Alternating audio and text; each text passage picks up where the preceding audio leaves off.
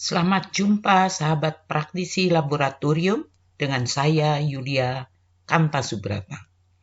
Pada kesempatan kali ini akan dibahas kiat-kiat dalam mengikuti uji profesiensi. Apa yang perlu diperhatikan oleh personil pengujinya? Pada saat laboratorium peserta menerima contoh UP dan belum dapat dengan segera melakukan pengujian terhadap contoh tersebut, simpan dengan baik contoh sesuai dengan petunjuk yang diberikan PUP. Ada kemungkinan contoh bisa disimpan pada temperatur kamar, tapi ada kemungkinan juga dia harus dimasukkan ke dalam refrigerator, freezer, atau bahkan deep freezer dengan suhu -70 derajat Celcius. Atau mungkin ada petunjuk bahwa contoh harus dimasukkan ke dalam desikator karena contoh tersebut mudah menyerap uap air dari udara ataupun ditaruh dalam ruang dengan kelembaban rendah, di mana dalam ruang sudah dipasang dehumidifier. Sekarang bagaimana contoh diuji? Perhatikan kembali petunjuk untuk peserta yang diberikan PUP. Ada dua kemungkinan. Sejumlah contoh UP dapat langsung ditimbang atau dipipet untuk kemudian dilakukan pengujian terhadap cuplikan hasil timbangan atau hasil pemipetan tersebut. Tapi ada pula contoh UP yang sebelum dapat ditimbang atau dipipet harus melalui perlakuan pendahuluan terlebih dahulu. Dapat diberikan contohnya, contoh UP untuk pengujian logam dalam air umumnya perlu diencerkan terlebih dahulu sebelum diuji. Apa yang harus diperhatikan sekarang terkait metode pengujian yang akan digunakan? Contoh UP harus diuji menggunakan metode yang sudah laboratorium validasi atau verifikasi. Dalam arti sudah diyakinkan mempunyai presisi yang baik, punya akurasi yang juga baik, dan apabila pada metode pengujian digunakan kurva kalibrasi, pastikan bahwa contoh UP dapat diukur pada daerah pengukuran yang linier. Sekalipun metode yang dipakai sudah valid, laboratorium harus memastikan bahwa saat metode tersebut digunakan untuk menguji contoh UP saat ini, metode tadi pun memberikan hasil uji yang cukup baik. Berarti harus ada jaminan atas mutu data hasil uji contoh UP. Melalui apa? Tentunya melalui penggunaan kontrol sampel dan kontrol chart. Kontrol sampel. Apa itu kontrol sampel? Sampel yang dipakai untuk mengontrol pekerjaan pengujian yang dilakukan laboratorium terhadap sampel sebenarnya. Dalam kaitan apa yang sedang dibahas, sampel sebenarnya adalah contoh UP. Nah, kontrol sampel harus dibuat dari sisa sampel yang terlebih dahulu dibuat homogen, dikemas dalam kemasan hanya untuk satu kali pengujian, ditetapkan nilainya dengan cara mengujinya minimal 7 ulangan menggunakan metode uji yang sudah tervalidasi atau terverifikasi. Dari 7 data hasil ulangan tadi, hitung nilai rata-rata dan standar deviasi. Kemudian, nilai rata-rata diletakkan pada bagian tengah. Di sini dari kertas grafik Mengapa kita mengambil kertas grafik? Karena kertas grafik mempunyai skala atau kotak-kotak kecil yang dapat dengan mudah kita terjemahkan satu kotak itu angkanya berapa. Dengan demikian, dengan mudah nanti sahabat laboratorium dapat meletakkan titik-titik hasil pengujian kontrol sampel. Jadi seandainya didapat hasil pengujian kontrol sampel besarnya adalah suatu angka tertentu, maka mungkin dia terletak di titik ini, yaitu X rata-rata belum mencapai plus 1S. Tapi dengan adanya kotak-kotak pada kertas grafik, hal itu dengan mudah dapat dilakukan. Setelah itu, letakkanlah berdasarkan nilai standar deviasi yang diperoleh, X rata-rata plus dan minus 1 standar deviasi, X rata-rata plus dan minus 2 standar deviasi, serta X rata-rata plus dan minus 3 standar deviasi. Kemudian, di sini ada zona-zona yang diletakkan. Zona yang paling berdekatan dengan X rata-rata kita sebut zona A, di atasnya ada zona B, dan di atasnya lagi ada zona C.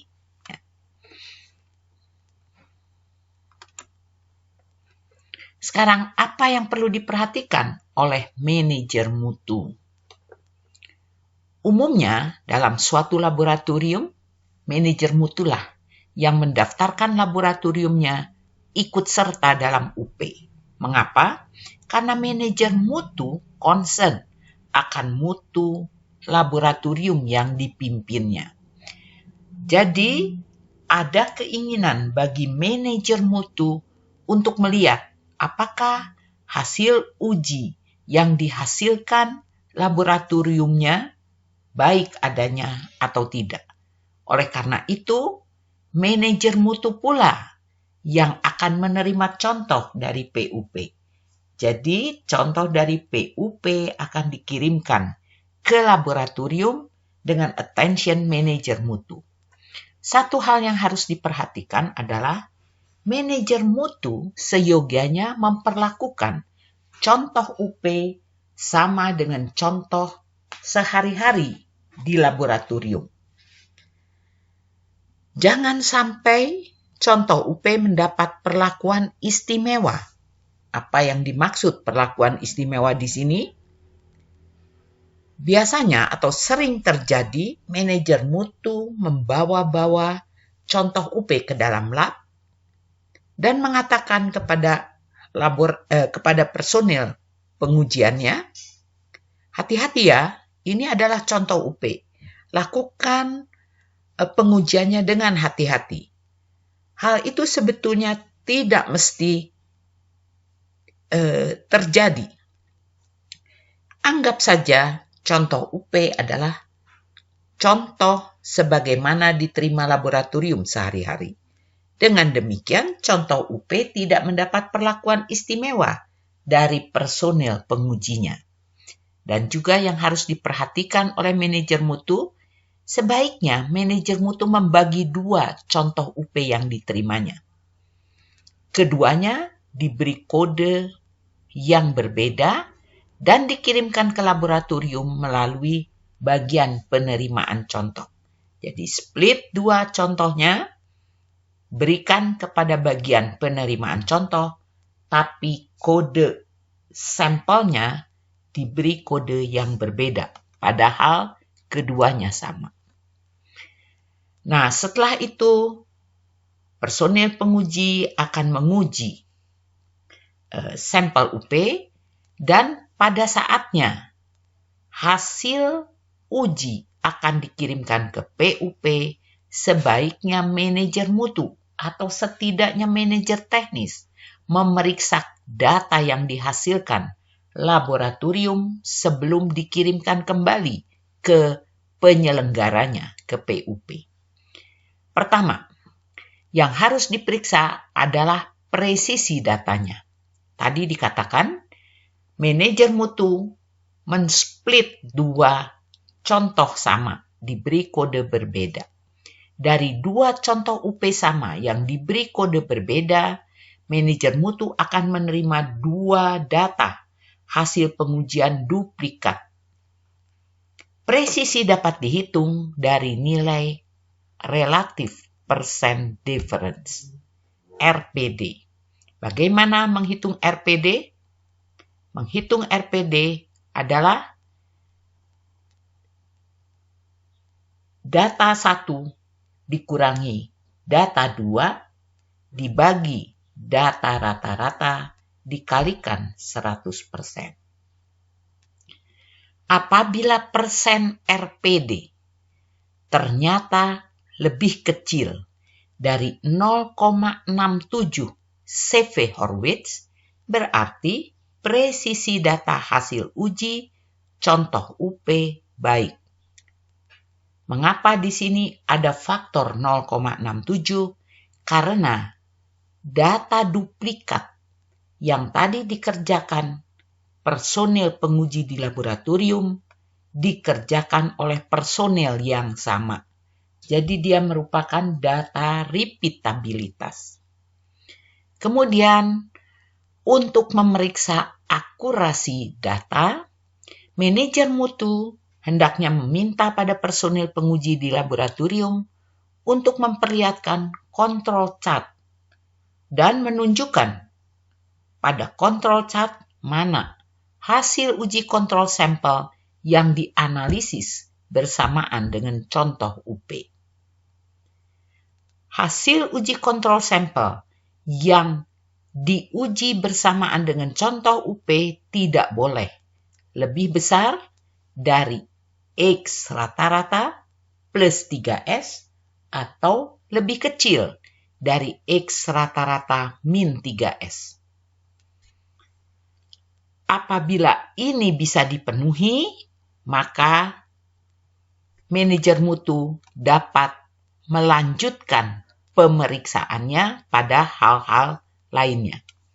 Jadi di sini saya berikan gambar daripada suatu control chart di mana titik-titik tidak boleh terjadi. Ya. Titik merah.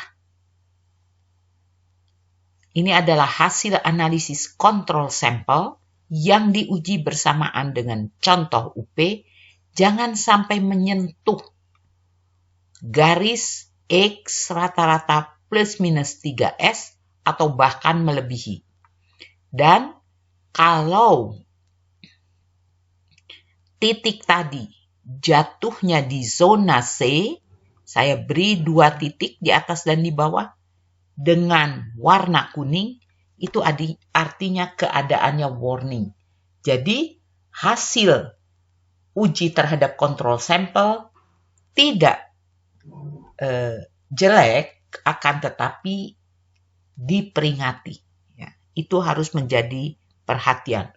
Mungkin diminta mengulangi. Nah, kemudian untuk memeriksa lanjutan dari akurasi data, apabila tadi hasil uji kontrol sampel ada atau terletak di zona C, hasil uji contoh UP jangan dilaporkan dulu pada PUP. Pending, manajer mutu harus meminta personil lab untuk menguji ulang hanya kontrol sampelnya saja. Apabila ternyata pengujian ulang kontrol sampel jatuh ke zona B atau zona A, maka hasil uji contoh UP yang semula dipending oleh manajer mutu dapat dilaporkan pada PUP. Akan tetapi apabila ternyata kejadiannya tidak demikian, yaitu pengujian ulang kontrol sampel jatuh masih di zona C atau bahkan keluar dari zona C, maka laboratorium perlu menginvestigasi terlebih dahulu akar penyebab masalah. Mengapa hasil uji tidak memberikan hasil baik? sebelum mengulangi kembali pengujian terhadap keduanya, contoh UP dan kontrol sampel bersamaan lagi.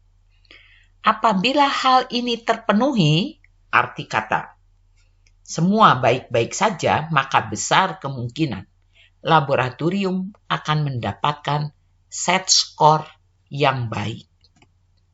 Tapi ternyata semua sudah dilakukan oleh laboratorium, tapi laboratorium masih dinyatakan outlier oleh PUP.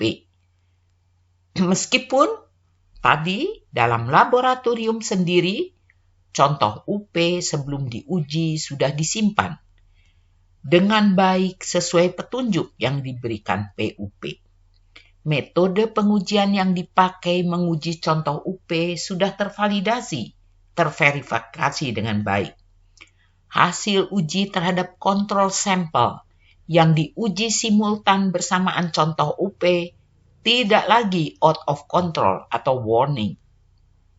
MM sudah melaksanakan tugas dan fungsinya dengan baik. Hal apa lagi yang dapat menyebabkan hasil outlier? Perlu kita perhatikan bahwa kontrol sampel dan contoh UP tidak 100% sama. Dia bisa serupa tapi tidak 100% sama.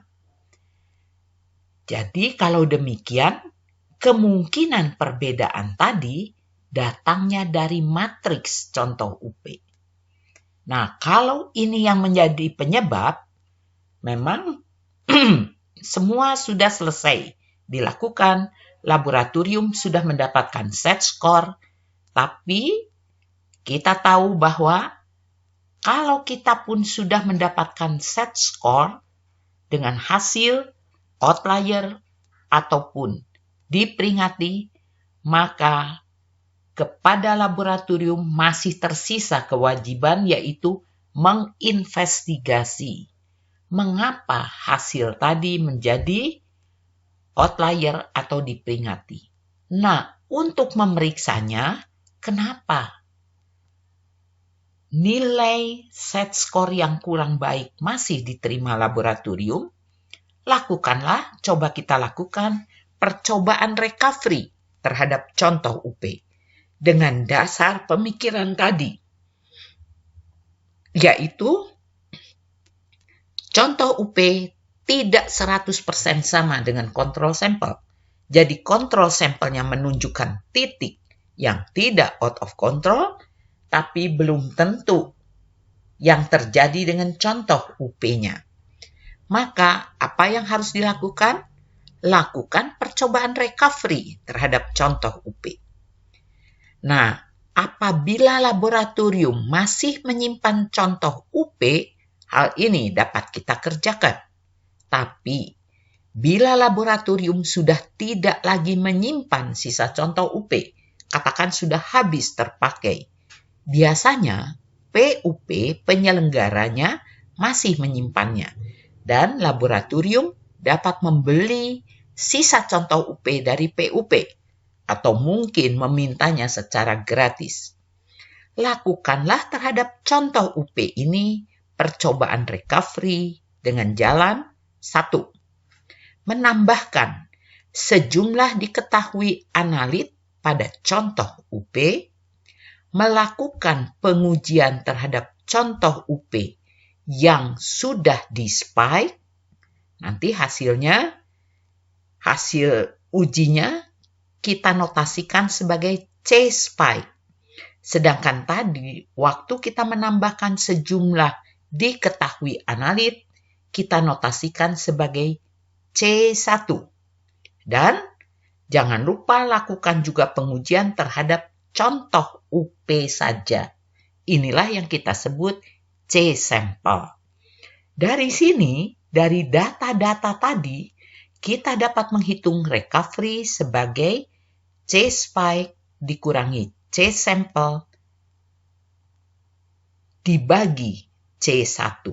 Tentunya dikalikan 100%. Kalau recovery-nya kita nyatakan dalam persen.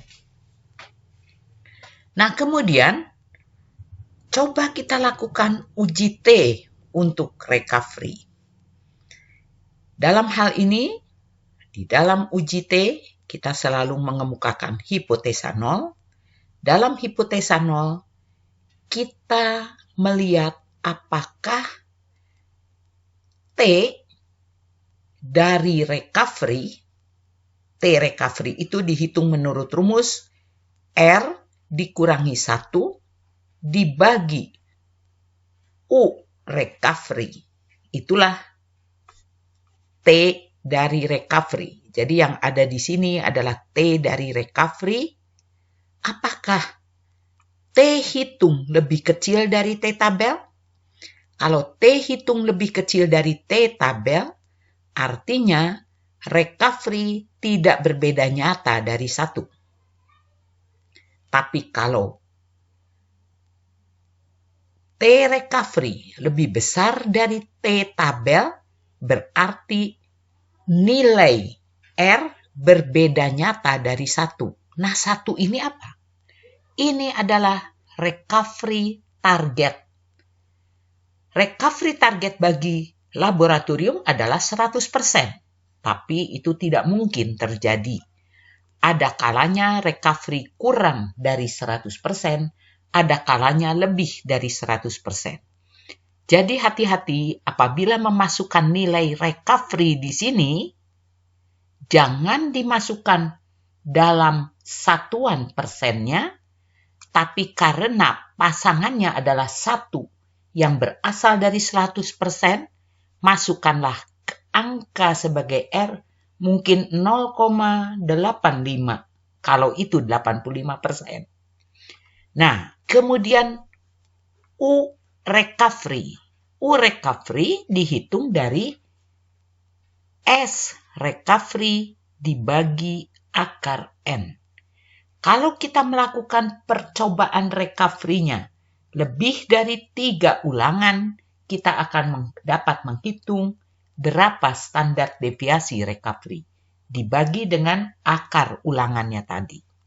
Nah, ini semua yang diajarkan oleh IUPAC, International Union of Pure and Applied Chemistry, dalam artikelnya dengan judul Harmonized Guideline for the Use of Recovery Information in Analytical Measurement yang dipublikasikan dalam Pure and Applied Chemistry, mengusulkan apabila R tidak berbeda nyata dari 1, jadi kejadiannya ada di sini, R tidak berbeda nyata dari 1, pada baris pertama, tidak perlu dilakukan koreksi terhadap hasil uji.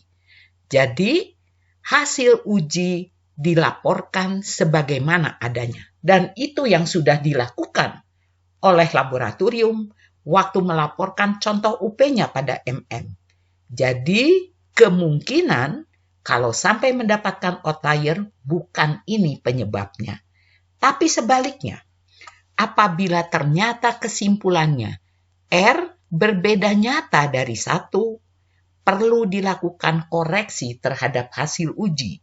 Jadi, cobakan pada investigasi yang dilakukan, hasil uji yang pernah dilaporkan tadi, andai kata dikoreksi dulu terhadap 100 dibagi R, apakah hasil yang tadi diberi kategori outlier bisa masuk dalam kumpulan hasil yang tidak outlier atau hasil yang baik. Ini adalah salah satu jalan keluar untuk memeriksa apakah betul atau tidak kejadian di mana kontrol sampel sudah baik tapi hasil UP dinyatakan tidak baik. Penyebabnya adalah ketidaksamaan antara kontrol sampel dengan contoh UP, maksudnya ketidaksamaan dalam hal matriksnya. Dapat diketahui dari apa yang kita lakukan di sini. Terima kasih atas perhatian semua sahabat praktisi laboratorium. Mudah-mudahan apa yang telah disampaikan dapat bermanfaat untuk menunjang pekerjaan praktisi laboratorium sehari-hari. Jangan lupa subscribe, like, and share. Tuliskan juga komen sahabat pada kolom komentar. Sampai jumpa di video yang akan datang.